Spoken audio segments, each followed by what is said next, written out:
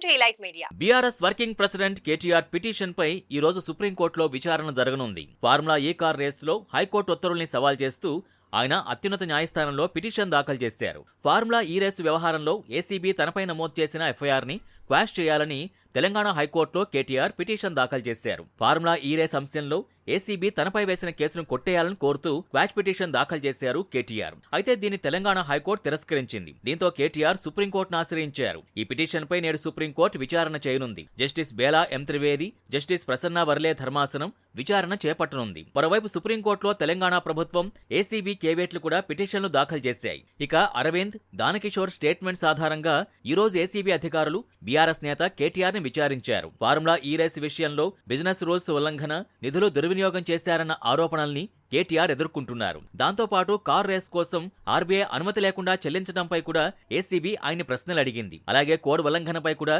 కేటీఆర్ ను విచారించింది.